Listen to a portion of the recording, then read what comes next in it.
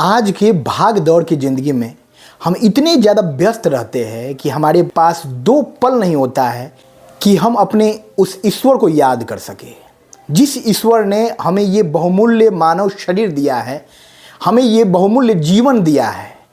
उसके प्रति कृतज्ञता का भाव प्रकट करने का हमारे पास दो पल नहीं होता है। हम लगातार जो है एक लंबी रेस में दौड़ रहे हैं जिसकी मंजिल कुछ नहीं है, लेकिन व्यर्थ जीवन में जो है अपना समय हम बर्बाद कर रहे हैं और लगातार जो है धन दौलत ऐसो आराम है, जो भी भौतिक वस्तुएं हैं इस संसार में, उसको इकट्ठा करने की होड़ में लगे हुए हैं। लेकिन हम उस ईश्वर को याद नहीं करते हैं, उस ईश्वर के प्रति कृतज्ञता का भाव नहीं रखते हैं। जबकि हमारे जीवन का एक पल भी गुजर नहीं सकता है जब तक उस ईश्वर का हम पर आशीर्वाद ना हो। हम इस चीज़ को भूल जाते हैं।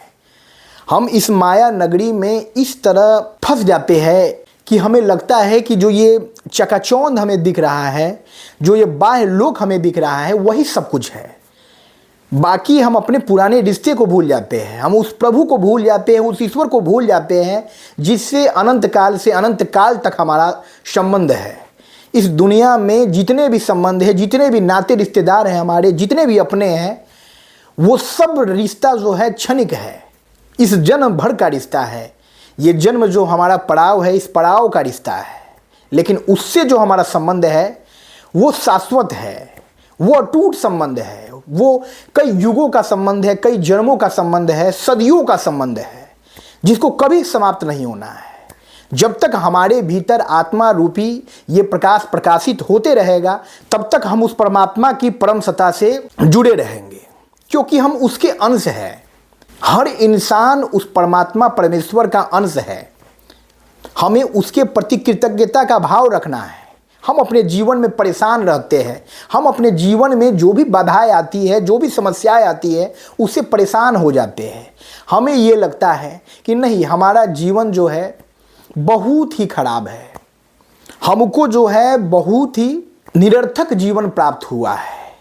जबकि जब हम समीक्षात्मक पहलुओं पर विचार करते हैं, जब अपने जीवन की समीक्षा हम किसी और व्यक्ति से करते हैं, तो पाते हैं कि हर तरह से जो है हमें ईश्वर ने भौतिक सुख संपदाओं से नवाजा है। हमारे पास यदि हमारी इंद्रियां है, ये सबसे बड़ा हमारा धन है। हमारे पास यदि हमारी इंद्रियां है, आँख है, नाक है, कान है, मुंह है और एक स्वस्थ शरीर है, तो ये सबसे बड़ा धन है। बहुत से ऐसे लोग हैं इस दुनिया में जो अपंग है, जो विकलांग है, जिनको जन्मजात कोई शारीरिक परेशानी है, वो शारीरिक रूप से अक्षम कहलाते हैं। हमें ईश्वर ने हर तरह से जो है बेहतरीन तरीके से नवाजा है, हर गुण दिया है, शारीरिक संरचना दिया है, एक स्वस्थ शरीर दिया है, और इस जीवन में भी जीवन जीने के लिए एक सुव्यवस्थित माध्यम दिया है। लेकिन हम हमेशा असंतुष्ट रहते हैं, क्योंकि हमारे अंदर की जो महत्वाकांक्षा है वो लगातार ज़्यादा की चाह में रहता है। हम आज जिस मुकाम पर है उस मुकाम से संतुष्ट नहीं होते हैं। ये इंसानी फितरत है कि कोई भी इंसान जो उसे प्राप्त हो जाता है, अपनी मेहनत के बदौलत, ईश्वर की कृपा के बदौलत जो उसे प्राप्त हो जाता है, वो उसके लिए मूल्यहीन हो जाता है, वो उसके लिए अर्थहीन हो जाता है। वो हमेशा दूसरों से अपनी तुलना करता है और जो उसके जीवन में प्राप्त नहीं होता है उसकी चाह में पूरा जीवन बिता देता है। जबकि जीवन का मूल रहस्य ये है, जीवन का सबसे बड़ा रहस्य ये है कि जीवन में संतुष्टि का भाव होना चाहिए। जिस भी अवस्था में हम हैं, जिस भी पड़ाव पर हमारा जीवन है, यदि हमारे जीवन में संतुष्टि का भाव हो गया, हमने जो पाया है वो पर्याप्त है, वो ईश्वर का वरदान है। ईश्वर ने हमें उस लायक समझा और इन सब गुणों से, इन भौतिक सुख संपदाओं से हमें नवाजा है। इसके लिए हम ईश्वर के शुक्रगुजार हैं।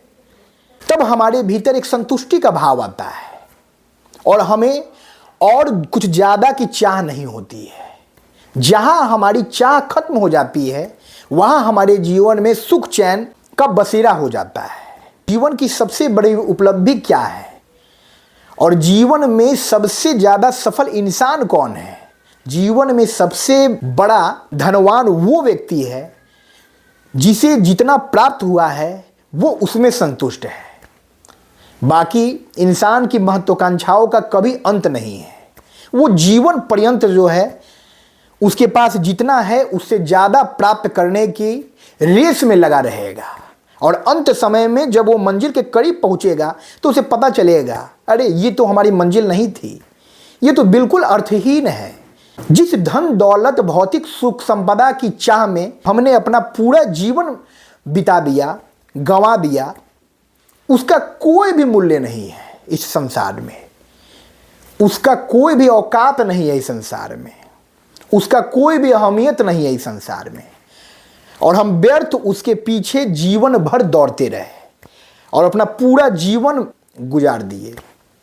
और आज ऐसी स्थिति हो गई है कि अब हमारे जीवन में जो है कोई भी रस नहीं है। हमारे जीवन में जो है सुख शांति चैन कुछ नहीं है, बस धन है।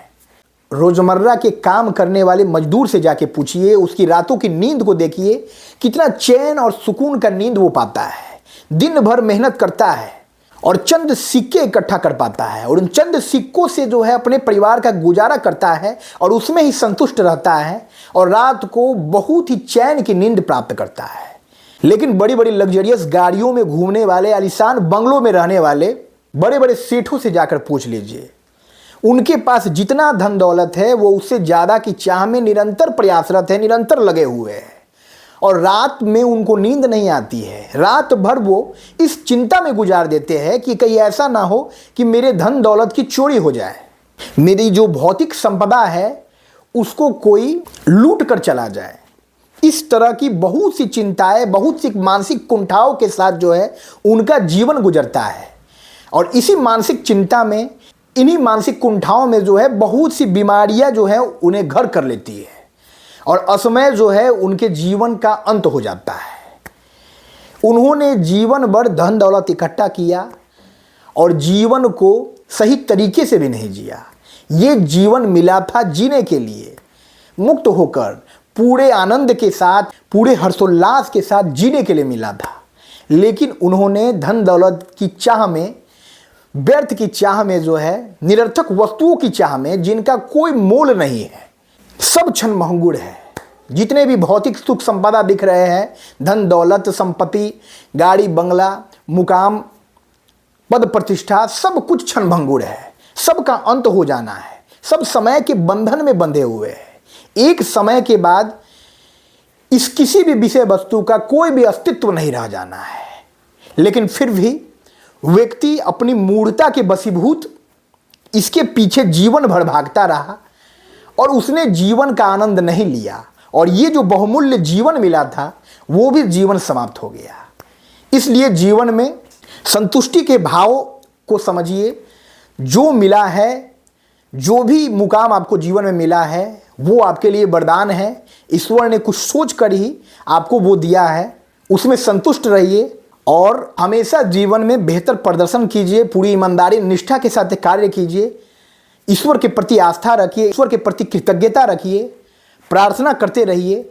ईश्वर भविष्य में आपके लिए और भी बेहतर रास्ते खोल देगा।